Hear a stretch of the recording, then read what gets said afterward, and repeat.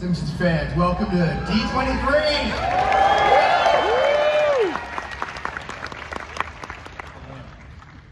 That's a big knee.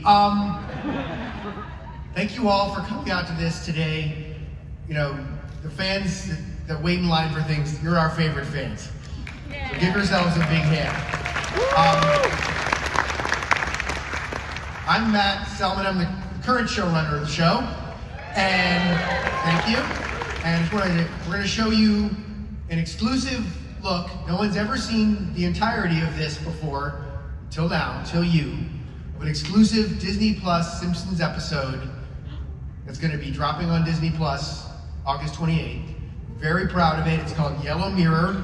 It's a little bit like Halloween. You like Halloween, right? Yeah. It's a little bit like the show Black Mirror, which maybe you have an opinion on. And it's two kind of spooky segments. One of them is, we're going to set it up a little bit, written and produced by a terrific writer-producer, Carolyn Omine. And thank you for her, she's the best. The first one is beautifully sad. It's just very sad. We've had a lot of fun on the show, let's be sad. And the second one is very spooky and scary and kind of an inadvertent, Simpsons predicted it version of a little movie called Toy Story 5. But we did ours actually first. Theirs just dropped first. Anyway, so thank you guys. Thank you for I just love that. I'm so proud of it and proud of all the writers and animators and voice actors and musicians and everyone. We're just still really in love with the show and we feel the love from you guys. So thank you so much. I didn't say that for clapping, but okay. Let's introduce our panel here. We've been working so hard on the show and a little thing called the new Simpsons movie. So our amount of panel preparation time has been slight. So we're just going to wing it today. It's going to be like kind of a look inside the writer's room. And so let's introduce the first and original writer of The Simpsons, the most important Simpsons writer, Matt Groening.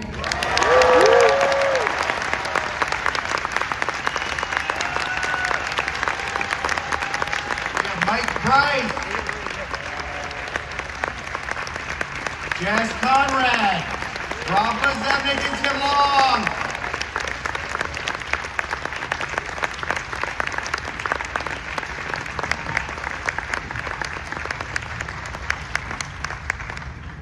So, they gave me a clicker.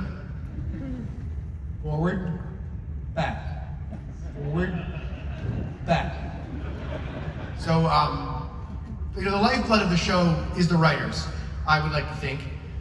And the money blood is the Disney. Anyway, so we're just gonna kind of talk about some of the shows we're excited about, like the one you just saw, that's gonna be airing this fall on Fox. So Mike Price produced and supervised one that I'm gonna show you a clip and he's gonna speak extensively about it now. Yeah, this is our season premiere. It's called The Children's Book Job, written by Dan Weber, who wrote the original episode called The Book Job a few years ago. Real quickly, that's Emma Thompson next to Homer there. She plays a famous British children's book author who is coming to Springfield to speak at the school for a fundraiser. Marge asks Homer to pick her up at the airport. Things go bad from there. And you have an insane adventure, somewhat in a loving reference to a movie that probably can't be shown anymore called Get 'Em to the Creek. We're only doing canceled movies now. It's the most canceled cast of a movie ever. But anyway, that's our show. That's our season premiere. It's really funny. But that show, what kind of got us excited about this episode, the Children's Book Job, was an attempt, the beginning of it, the genesis was, we love children's books. You guys and I all love children's books like Richard Scarry books and Make Way for Ducklings and Stinky Cheese Man and all of these things. So there's a loving, super love letter, super fantasy visual sequence to all these beloved, children's books that kind of were the beginning of all of our, love affair with drawing and animation and comedy. So that was like an exciting thing for us to be able to do. All right, I wonder what the next one is. Let's find out. Okay, Rob. All right, so Go deep. This is the episode we wanted to show, but we thought it would traumatize your kids. So 28 years ago, we featured a monkey on the show. Does anybody remember the name of that monkey? Mojo, exactly, yes. The show is called Girly Edition. And we haven't really had a monkey sense in a real way, so it's time to bring it back. Really. Chimp show. And so in this episode, Bart and Lisa adopt a baby chimp, and they both turns out to have different parenting styles for the chimp, and that creates some conflict. Homer, though, becomes obsessed with the idea that when this baby chimp turns 3 or 4, as they're wont to do, he might end up tearing off Homer's face, and even worse. And then by the end of the show, so Homer gets more and more worried. By the end of the show, as you can see here, I won't give anything away, but Homer has a moment of heroism, which he's standing up for his family and redirecting some very angry chimps.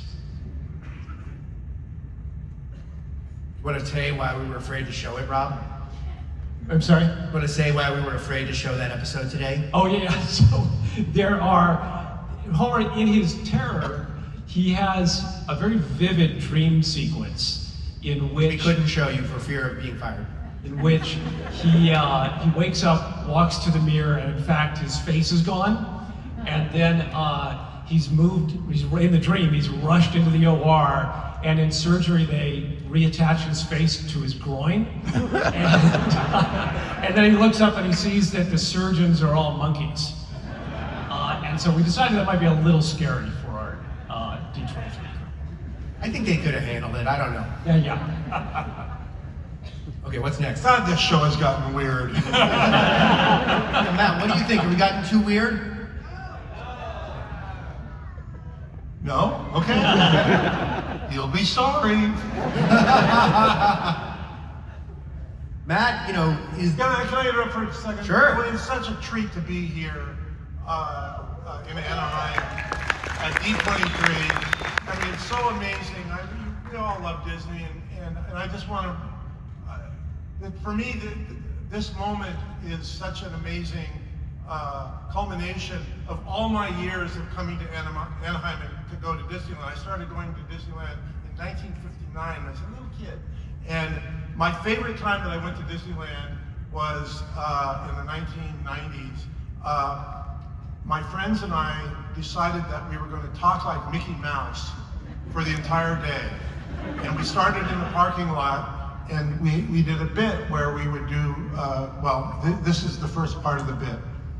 I hope this tram ride doesn't become a slam ride. And then throughout the day, I hope the Matterhorn doesn't become a splatterhorn. And I'll tell just so this actually is a story with a message, with a lesson. Don't talk like Mickey Mouse for an entire day at Disneyland. You will have no voice at the end of the day.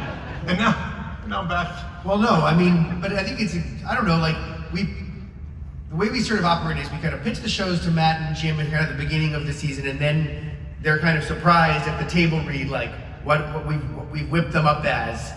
And then one of the great joys and terrors of our job is, like, what are Matt and Jim gonna think? Like, are we insane with the Homer face on his crotch? So like, but Matt, is that what is it like? Every question, Matt, what's it like for you to like have to be nice to us when you see something you hate? The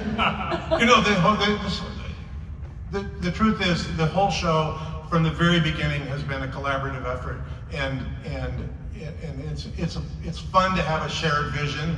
And yes, sometimes you guys go off weird tangents and stuff, but it's all part of the fun. And after 800 some odd episodes, I think we can afford some experiments. I mean, to me, that's what this show is really an experiment every week in animation, trying to do something different. And I think you gotta say about The Simpsons, it may be weird, it may be odd, it may be strange, but it's not like any other animated show, right?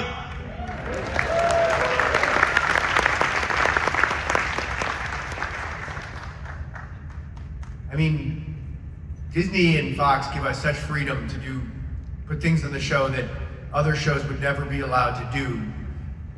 Like we put a giant 2-minute visual reference to this 1970s long forgotten cartoonist named Jules Pfeiffer, an episode that Mike wrote and produced. And none of the kids who know who Jules Pfeiffer is. Do any of you know who Jules Pfeiffer is? Okay, it's slight. But Okay, wait a second. I gotta say, Jules Pfeiffer is one of the greatest cartoonists who ever lived.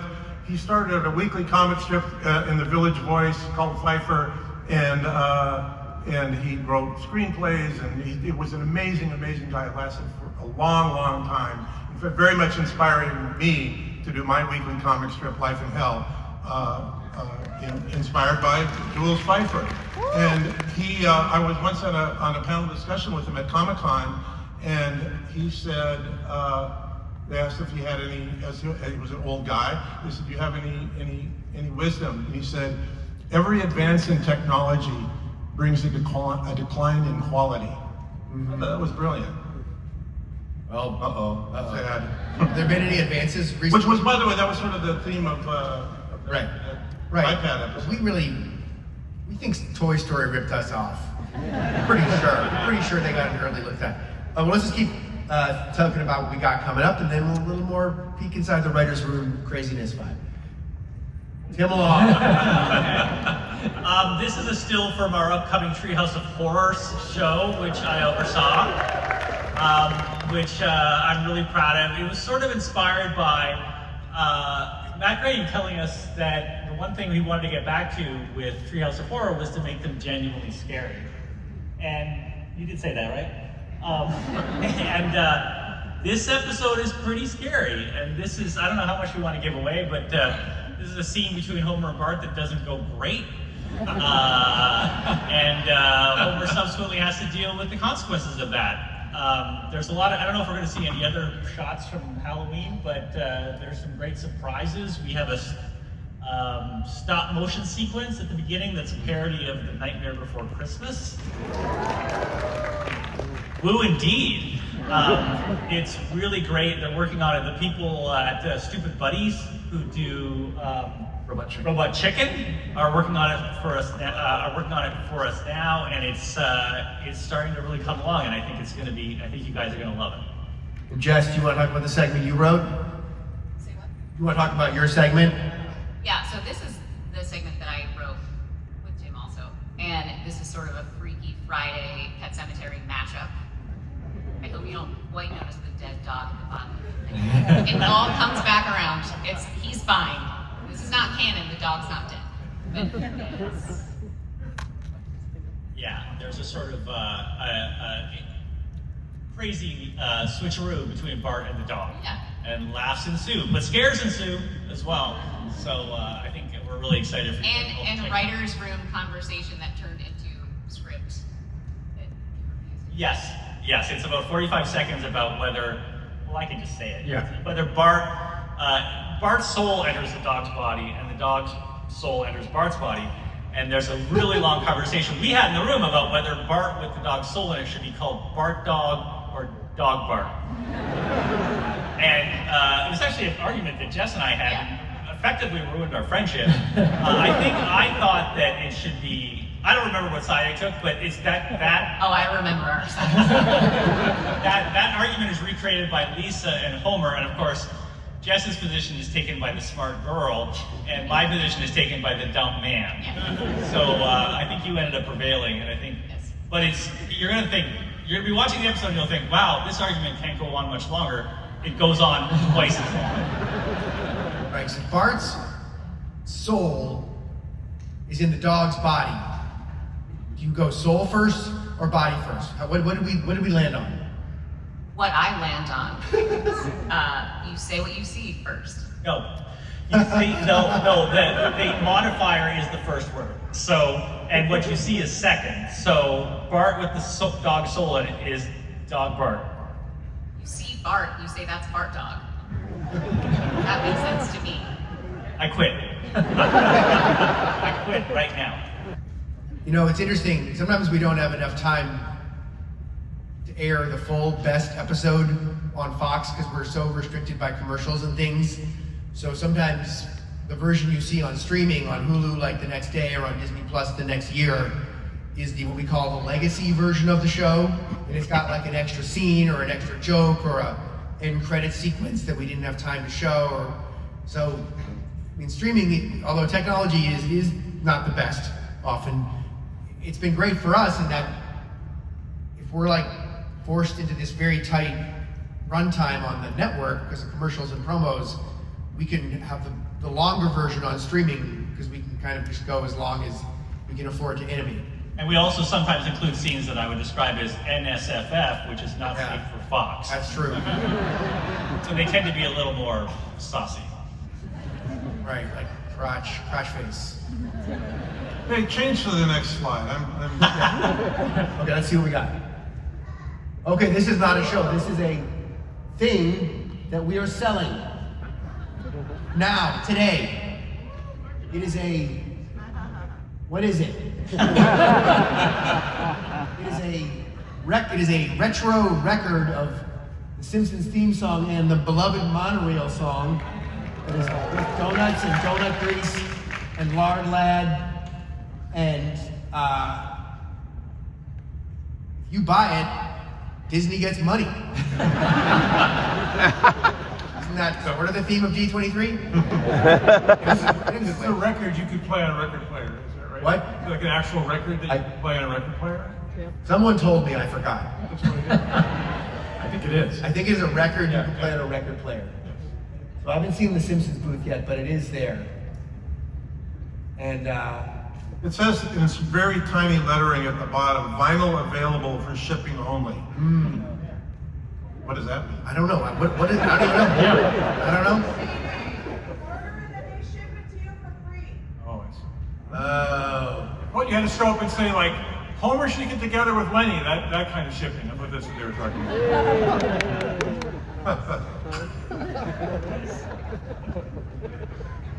All right. So Let's just keep looking at it. I'm staring at it for 5 minutes, it makes perfect sense. oh, there we go. Okay, that ended. Great.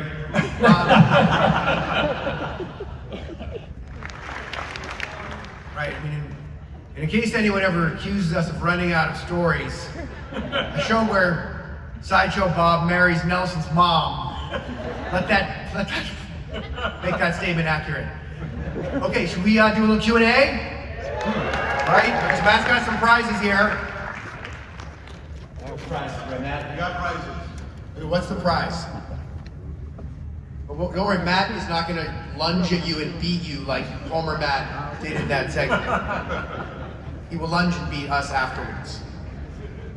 So what's the first prize? That's what they're asking. Oh, look at that. All right, Krusty Head, question number 1. Hello everyone, really an honor to be here with you all. Love The Simpsons, love Treehouse of Horror. So I have a 2-part question for you. Was there ever any talks to bring Treehouse of Horror to Universal Studios for their Halloween Horror Nights, like do a maze or 2? Well, Disney loves that question. well, I don't care. You're going to ask that question at U27, not D23. Talks have definitely happened, and I can't announce it officially, but I am going to say it out loud, that we are going to begin the process of Treehouse of Horroring the Universal experience, probably first with food and with experience later. And if I'm not supposed to announce it, I apologize. Ask for permission, not forgiveness. No, wait. Ask for forgiveness, not permission. Yeah, there are many things about The Simpsons on the internet you cannot believe. I don't think my guess is that was a tossed off remark by Nancy. I don't know. I didn't. We haven't checked yet, but no, we're never going to end. Come on. What? That's what's wrong with your story.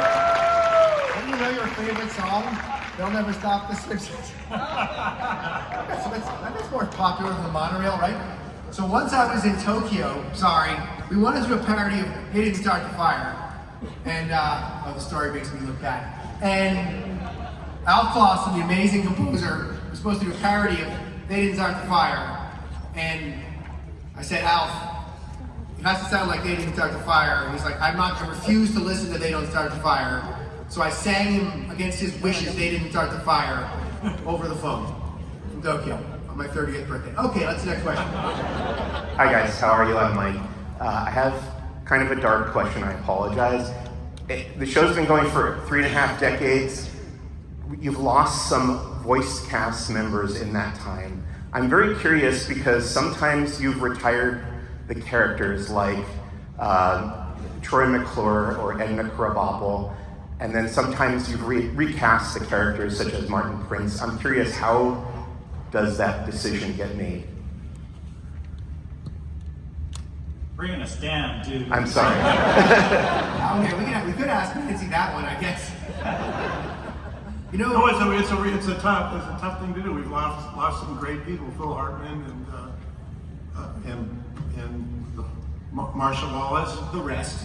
you know, Brucey Taylor. Lucy. Yeah, I mean, amazing people. And I think part of the thinking on our part is, what would the actor want? You know, would they want their character to live on or not? So sometimes they do, sometimes they don't. We had a script supervisor named Doris Grau, and she was so funny that we made a character out of her, Lunch Lady Doris. And when she died, we wanted to keep the character alive, so we changed it. It's Lunch Lady Dora now, and it's Tress McNeil who does the voice because she did such a beautiful impression of Doris Grau. So to us, it's a tribute. Thank you.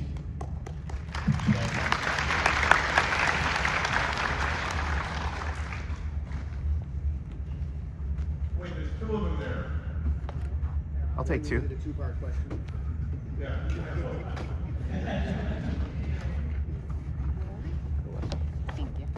Thank you so much for everything you guys have done. I've been around since the beginning. My mom was right over there. That was Tracy Ullman show.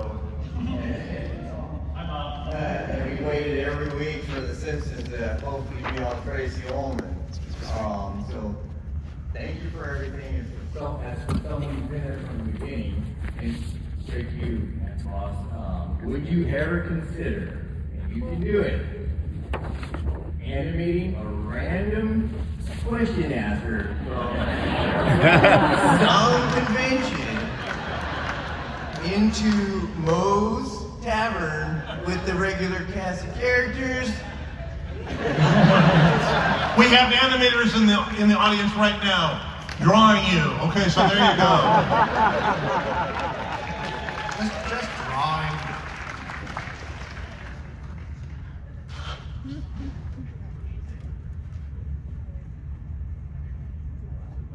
Hi, thanks for everything. I just want to ask, we're getting a second movie.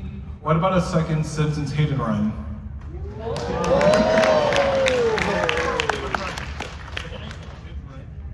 What? Can you repeat your question, please? Since we're getting a second movie, what about a second Simpsons Hit and Run? Oh, a second Simpsons Hit and Run.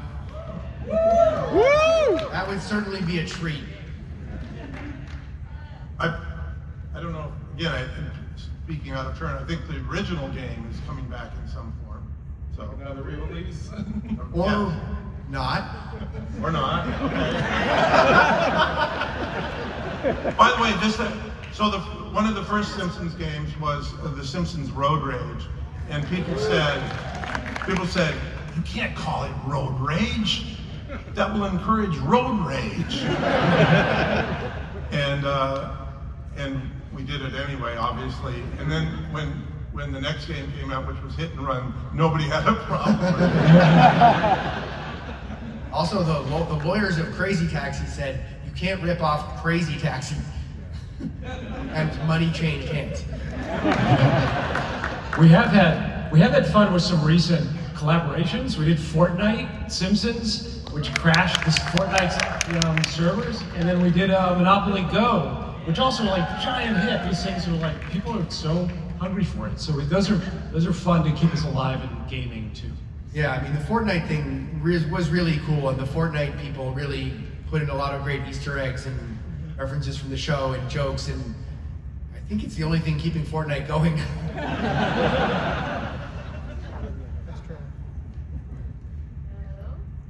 As a fan of the show and the movie, what are you expecting to see as far as popcorn buckets out for the second movie? Sorry, help us with that question again. What popcorn? Oh, definitely the popcorn buckets are in the works. That's the one thing I can promise will happen, the buckets.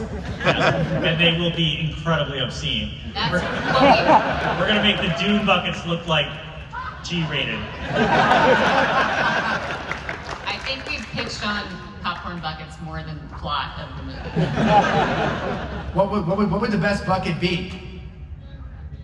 Spider Pig. Spider Pig. Oh, that could be a popular bucket. Spider Pig. The couch, maybe. All right, noted. Here, any popcorn bucket? Okay. Good pitch. What about 100 buckets, no movie? So much easier. Actually, a question for Matt Greening. I was able to meet you at the Futurama panel last year. You and a friend had suggested for you to watch Bee and Puppycat. That was bought out from Netflix. Did you get to watch it, and did you like it? Oh, I watched it. What was it again? what, I'm sorry, what? I didn't hear it. Bunny? Bee and Puppycat. I didn't hear it. Puppy cat? Bee and Puppycat. I know, sorry. I'll make him watch it tonight. No, well, I will watch it. You know what I'm into right now is Ben and Holly's Little Kingdom. Do you guys know that one? By the people who did Peppa Pig. And it's just like Peppa Pig, except it's fairies and elves and stuff. It's really good.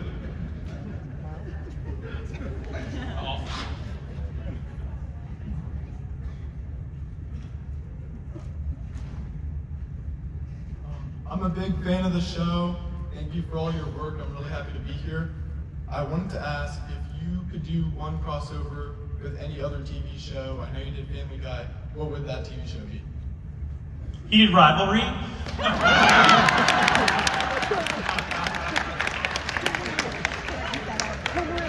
The people want it. Everyone, go down the line. Widow's Bay. Widow's Bay. Beat you to it.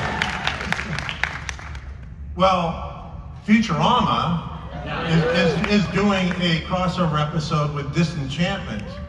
It's coming up on September 21st. It's a rare crossover between Netflix and Disney. And the critic is You know- a character. You know how hard that was to make happen? And for that, you get another. Oh, you know what we should do? That we should animate this too. Life in Hell. This has to be the last question because they're saying wrap up, please. Thank you, guys. I've gone to 3 of your panels now, so I finally get to ask a question and get a wonderful sketch. So thank you, guys. I'd love to know what your favorite songs have been from The Simpsons. My personal favorite, Luke Be a Jedi Tonight. Oh, that's good. All right, quickly. This is the last one. So everyone, favorite I song? like the Planet of the Apes musical. Yvette Etiage. I like checking in to the Betty Ford thing. I like Streetcar. If I can go with a later episode, I like Everything is Horrid. Everyone is horrid except me and possibly you, just because it made Morrissey from the Smiths so fucking mad. Yeah. That was amazing. I've got to go old school with Monorail, I think. All right. Well, I'm wrapping it up, people. Thank you so much. Everybody. You guys had a lot of fun on the show.